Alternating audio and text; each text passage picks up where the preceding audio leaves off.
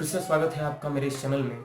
दोस्तों, मैं नए नए वीडियो आपके लिए लेके आता हूँ जॉब से रिलेटेड। एक फ्रेंड का क्वेश्चन है, ये बरेली के रहने वाले हैं। इनका कहना ये है कि सर, मैं बहुत अच्छा नॉलेज है मुझे कंप्यूटर का, यानी कि मैं कंप्यूटर के छोटे मोटे सारे प्रॉब्लम दूर कर लेता हूँ। ठीक है, हार्डवेयर से रिलेटेड या कोई ड्राइवर से संबंधित हो, या फिर कोई यूजर अगर सिस्टम को यूज कर रहा है उसमें जो भी प्रॉब्लम उसको देखने को मिलते हैं वो प्रॉब्लम मैं सॉल्व कर लेता हूँ।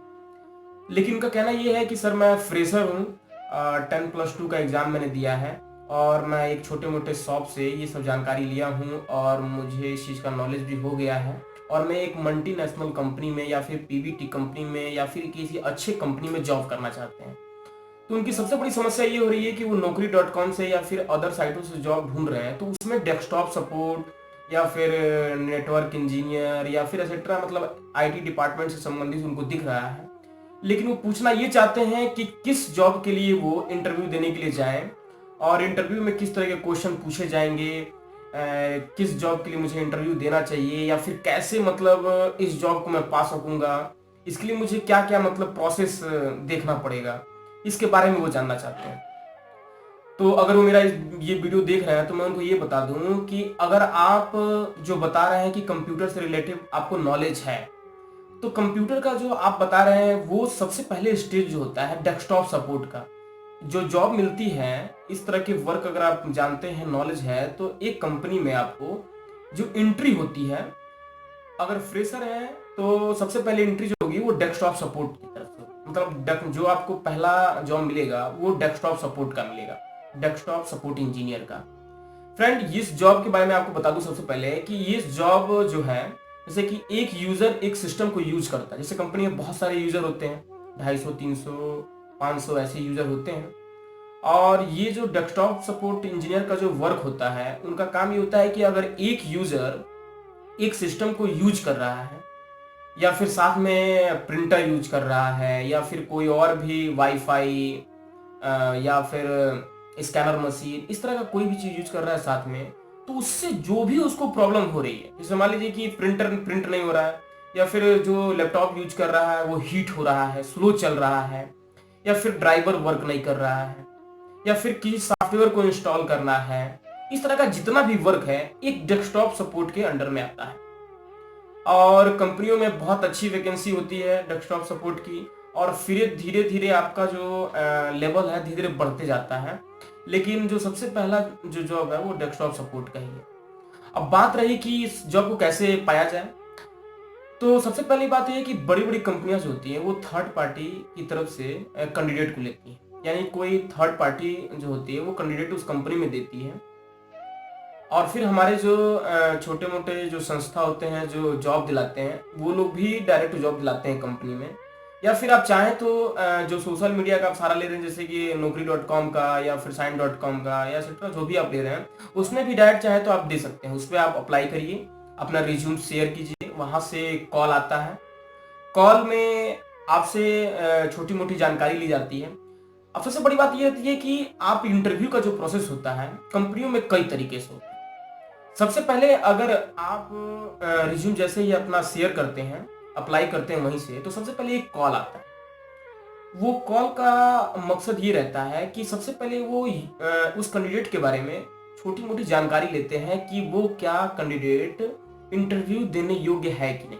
उसमें कुछ क्वेश्चन बनते हैं, जैसे कि आप का पूरा सेल्फ इंट्रोडक्शन ले लेंगे, या फिर आपके एजुकेशन के बारे में थोड़ी सी जानकारी लेंगे, या हो सकता है कि अगर उनको टेलीफोनिक इंटरव्यू अगर ले रहे हैं तो आपके जॉब जिस पद के लिए आप जा रहे हैं डेस्कटॉप सपोर्ट इंजीनियर, उससे संबंधित छोटे मोटे क्वेश्चन वो पूछ सकते हैं। जैसे कि अगर पूछ लेंगे कि ऑपरेटिंग सिस्टम क्या है, कौन कौन से ऑपरेटिंग सिस्टम होते हैं, या कौन सा प्रिंटर होता है उसका मॉडल नंबर बताइए, लैपटॉप आपने कौन कौन सा यूज किया है, कौन कौन सा लैपटॉप आप असेंबल डिसेंबल कर सकते हैं, मतलब कि ओपन कर सकते हैं, रिपेयर कर सकते हैं, आज तक कौन कौन सा किए हैं। इस तरह का क्वेश्चन वो फोन पे ही पूछ लेते हैं।